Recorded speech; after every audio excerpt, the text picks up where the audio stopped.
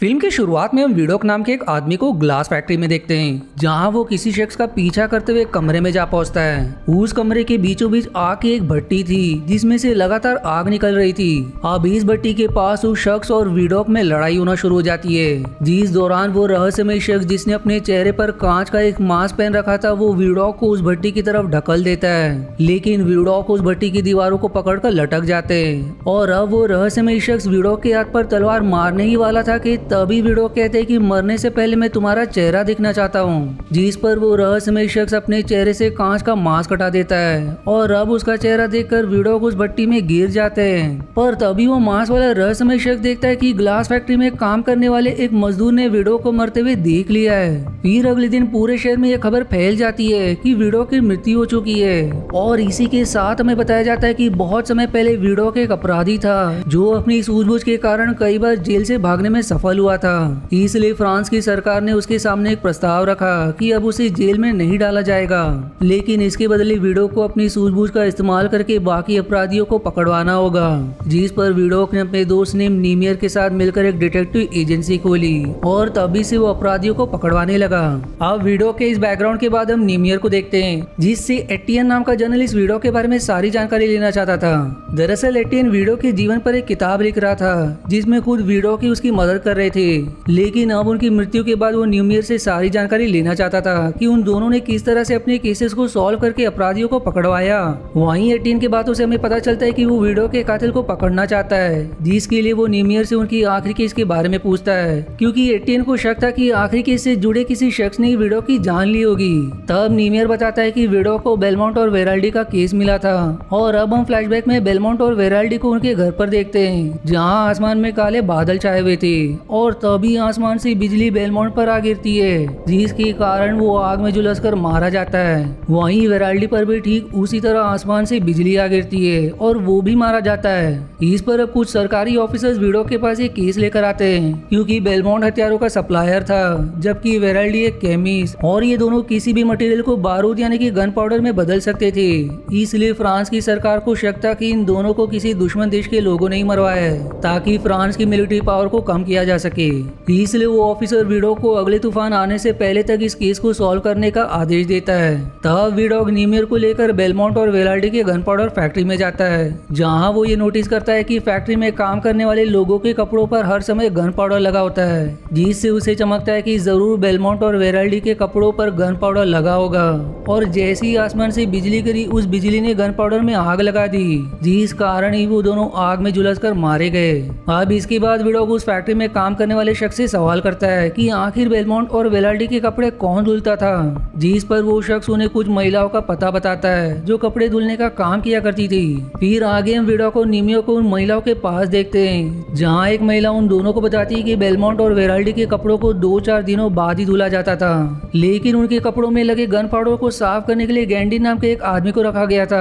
जो ऐसा कहकर वो महिला गैंडिन को बुलाती है, लेकिन गैंडिन वहाँ नहीं आता, जिस वजह से नीमियर को कुछ गड़बड़ लगती है। इसलिए वो आसपास देखता है, जहाँ उसे गैंडिन भागता हुआ नजर आता है। अब नीमियर तुरंत ही उसका पीछा करके उसे पकड़ लेता है, जहाँ वो काफी सख्ती से उससे पूछताछ कर रहा होता है कि तभी वहाँ वीडोक भी आ जाते हैं और उनके पूछने पर गैंडिन बताता है कि उसके पास कुछ सोने के सिक्के के साथ एक चिट्ठी आई थी, जिसमें खून से लिखा हुआ था कि उसे बेलमोंट और वेराल्डी के कपड़ों पर लगे गन पाउडर को साफ नहीं करना है। वो आगे ये भी रिवील करता है कि उस चिट्ठी में मुझे धमकी दी गई थी, जिस कारण ही मैंने सोने के सिक्के लेकर उन दोनों के कपड़े पर लगे गन पाउडर को साफ कभी नहीं किया। अब अगले सीन में हम वीडोक और नीमियर को उनकी लैब में देखते हैं, जहां वीडोक एक मशीन के जरिए बिजली पैदा करके नीमियर से बताते हैं कि आसमान से गिरने वाली बिजली किसी धातु पर गिरती है, जिसका मतलब यह है कि बेलमोंट और वेराल्डी की टोपी पर कोई धातु लगा होगा जिसने बिजली को अपनी तरफ आकर्षित किया। और ऐसा कहकर वो उन दोनों के पास से मिले सामान में कोई धातु ढूंढने लगते हैं, जहाँ बेलमोंट की टोपी में उन्हें कुछ मिलता है, जिससे ये सीन यही कट होकर वापस से प्रेजेंट में आ जाती है, जहाँ एटियन नीमियर से सवाल करता है कि आखिर वीडोक को बेलमोंट की टोपी में क्या मिला था,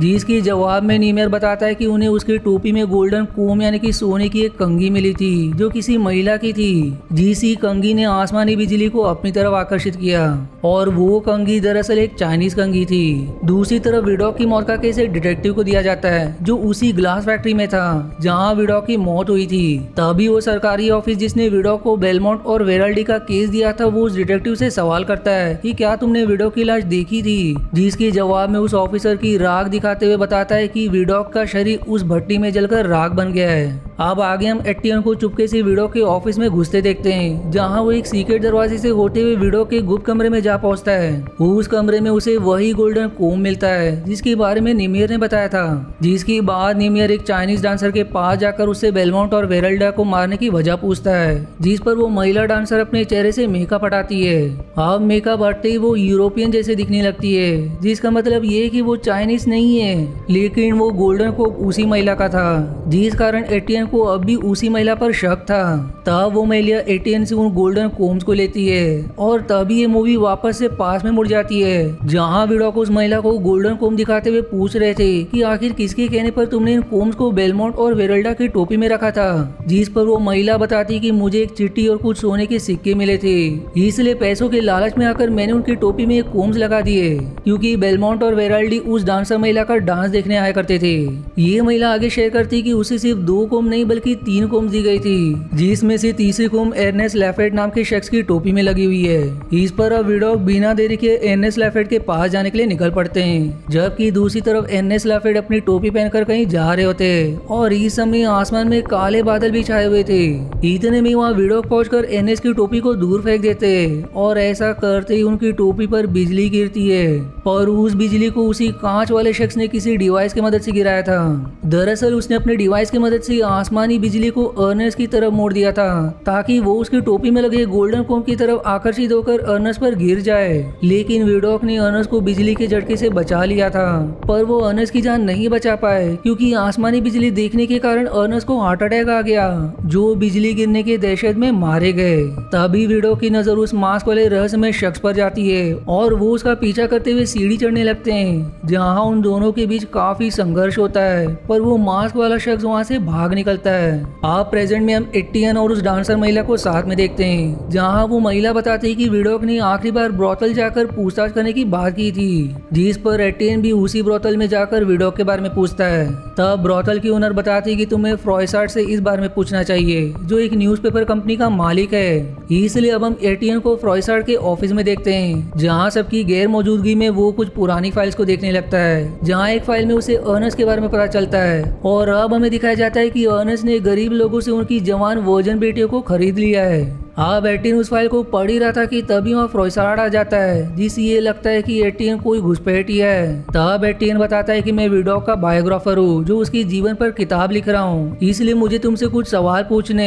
जो ऐसा कहकर वो फ्रॉयसार्ट से अर्नेस्ट के बारे में सवाल करता है, क्योंकि कहीं ना कहीं विडोक भी अर्नेस्ट, बेलमोंट और वेराल्डी के केस पर काम कर रहे थे। तब फ्रॉयसार्ट बताता है कि अर्नेस्ट बेलमोंट और वेराल्डी का दोस्त था, और उसने उन वर्जन लड़कियों को अपने फायदे के लिए नहीं खरीदा था, बल्कि वो उनके साथ क्या करना चाहता था, इस बात का पता करने के लिए तुम्हें अर्नेस्ट की पत्नी मेरिन से मिलना होगा। जो सुनकर एटियन मेरिन का पता लेकर उसे मिलने चला जाता है, और एटियन के बाहर कदम रखते उसे ऐसा लगता है मानो कोई उसका पीछा कर रहा है, इसलिए वो दुम दबाकर वहां से भाग निकलता है, जबकि वो कांच के मास्क वाला शख्स फ्रॉयसार्ट का गला काटकर उसे मौत के घाट उतार देता है। इस तरफ एटियन अर्नेस्ट की पत्नी मेरिन से मिलकर उसके पति के बारे में पूछता है, जिस पर वो बताती कि उसके पति को लड़कियों का शौक नहीं था, बल्कि वो हमेशा जवान दिखना चाहता था। और तभी हम फ्लैशबैक के जरिए अर्नेस्ट को बेलमोंट और वेराल्डी के साथ देखते हैं, जो तीनों ही वापस में जवान होना चाहते थे। फिर एक दिन उन तीनों को कांच के मास्क वाला आदमी मिला, जिसे मेरिन भी चुपकर देख रही होती है। वो कांच के मास्क वाला आदमी, जो खुद को एल्केमिस्ट कह रहा होता है, वो उन तीनों से कहता है कि मैं तुम्हें वापस से जवान कर सकता हूँ, लेकिन इसके बदले मुझे वर्जन लड़कियां चाहिए। इसलिए वो तीनों भी मिलकर बहुत से गरीब लोगों से उनकी जवान वर्जन बेटियों को खरीद कर अल्केमिस्ट तक पहुँचाने लगते हैं। लेकिन बहुत सारी लड़कियां दे देने के बावजूद वो उन तीनों को जवान होने का पोषण नहीं देता,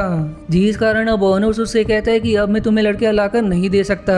जिस बात से एल्केमिस्ट को गुस्सा आ जाता है, पर वो उस समय उन्हें कुछ भी नहीं करता। और अब हम समझ पाते हैं कि एल्केमिस्ट ने वर्जन लड़कियां ना मिलने के कारण उन तीनों को आसमानी बिजली से मरवा दिया। अब इसके बाद एटियन वहां से चला जाता है, जबकि कुछ देर बाद अल्केमिस्ट यानी कि वो मांस वाला शख्स वहां आकर मेरिन को भी जान से मार देता है। फिर अगली सीन में हम वापस से 5 की घटना को देखते हैं, जहाँ विडोक को घर के पास एक लड़की मिलती है, यानी कि एल्केमिस्ट ने उसकी जुबान काट दी थी। अब ये देखकर विडोक समझ जाते हैं कि वो मांस वाला शख्स इसी घर में रहता है, इसलिए वो उसके अंदर जाते हैं। अब अंदर जाने पर उन्हें बहुत सी लड़कियां मिलती है, जिसके साथ ही वो एक अजीब सी डिवाइस को देखते हैं जिसमें लड़कियों का खून जमा हो रहा था और वो खून एक कांच पर गिरा रहा था, यानी कि वो एल्केमिस्ट किसी तरह का रिचुअल करके उन लड़कियों के खून से अपने मांस में शक्तियां ला रहा था। अब विडोक ये सब देख ही रहे थे कि तभी एल्केमिस्ट उन पर हमला कर देता है और इस लड़ाई में अब उसका मांस ट्रांसपेरेंट होने लगता है। पर इससे पहले कि विडोक उसके चेहरे को ठीक से देख पाते, वो एल्केमिस्ट वहाँ से भाग निकलता है।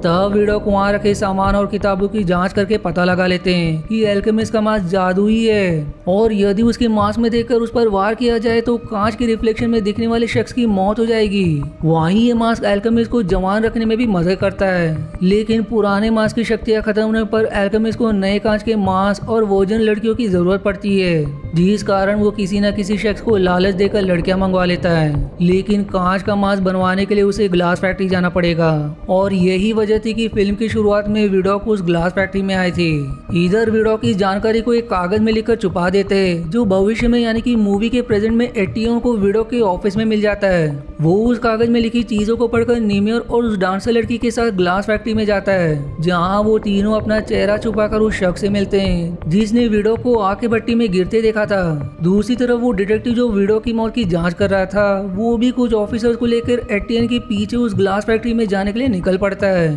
और अब ग्लास फैक्ट्री में वो शख्स जिसने विडोक को मरते देखा था, उसने भी अपने चेहरे पर कपड़ा लगाया हुआ था और वो बताता है कि विडोक ने जैसे उस मास्क वाले शख्स का चेहरा देखा, वो खुद ही भट्टी में कूद गए। इस पर एटीएन उससे सवाल करते हैं कि क्या तुमने उस मास्क वाले शख्स का चेहरा देखा, जिस पर वो जवाब देता है कि मैं उसका चेहरा इसलिए नहीं देख पाया क्योंकि मैं उसके पीछे खड़ा था। फिर तभी वहाँ एक ऑफिसर आते हैं जिनसे एटीएन कहता है कि किसी ने भी विडोक के कातिल का चेहरा नहीं देखा, पर उसकी इतना कहते ही वो शख्स जो खुद को विडोक की मौत का गवाह बता रहा था, वो अपने चेहरे से कपड़ा हटाता है और अब हम देख पाते हैं कि वो कोई और नहीं बल्कि खुद विडोक ही है। दरअसल भट्टी में गिरने से पहले विडोक ने एल्केमिस्ट के मास्क में ये देख लिया था कि भट्टी में एक सुरंग जैसी जगह बनी है जहाँ से वो बचकर निकल सकते हैं, इसलिए उन्होंने एल्केमिस्ट का चेहरा देखने के बाद खुद ही उस भट्टी में कूद गए। और वो एल्केमिस्ट कोई और नहीं बल्कि एटीएन ही है, जो अपनी सच्चाई सामने आती अपना कांच वाला मास्क लगा लेता है। अब ये देखते ही निमियर उसके ऊपर कई गोलियां चलाता है, पर क्योंकि उसके मास्क के रिफ्लेक्शन में निमियर दिख रहा था, इसलिए सारी गोली खुद निमियर को ही लग जाती है। तब एल्केमिस्ट यानी कि एटीएन वहाँ से भाग निकलता है, लेकिन विडोक ने पहले ही सारी तैयारी कर रखी थी, क्योंकि दूसरे कमरे में एटीएन को बहुत सारे आईने दिखते हैं जो उसके मास्क की शक्तियां कम करने लगते हैं, जिसके बाद विडोक वहाँ आकर उसके मास्क पर आईना दिखाते हैं, लेकिन एटीएन उन्हें चाकू मार देता है, पर वो खुद भी कमजोर हो चुका था, इसलिए वो जैसे ही उठता है वैसे ही विडोक उसके पेट में एक टूटा हुआ आईना घुसाकर उसे खिड़की से बाहर समुद्र में फेंक देते हैं। वो उसके पीछे खुद भी समुद्र में कूदने ही वाले थे, लेकिन कुछ ऑफिसर उन्हें कूदने से रोक लेते हैं। इस पर अब विडोक कहते हैं कि जब तक मैं उसकी लाश नहीं देख लेता तब तक मैं उसे मरा हुआ नहीं मानूंगा। अब मूवी के आखिरी सीन में हम विडोक को डांसर और एक ऑफिसर के साथ निमियर के कब्र के पास देखते हैं, जहाँ विडोक बताते हैं कि अभी ये सब खत्म नहीं हुआ है, जिसकी तुरंत बाद हमें एक चर्च की दीवारों पर एल्केमिस्ट के मास्क की रिफ्लेक्शन नजर आती है। जिस सस्पेंस के साथ ये मूवी यहीं समाप्त हो जाती है। आशा है आपको मेरी एक्सप्लेनेशन पसंद आई। यदि हाँ तो प्लीज वीडियो को लाइक करना और चैनल को सब्सक्राइब करके सपोर्ट करना ना भूलें। मिलते हैं अगले एक्सप्लेनेशन वीडियो में, तब तक के लिए धन्यवाद दोस्तों।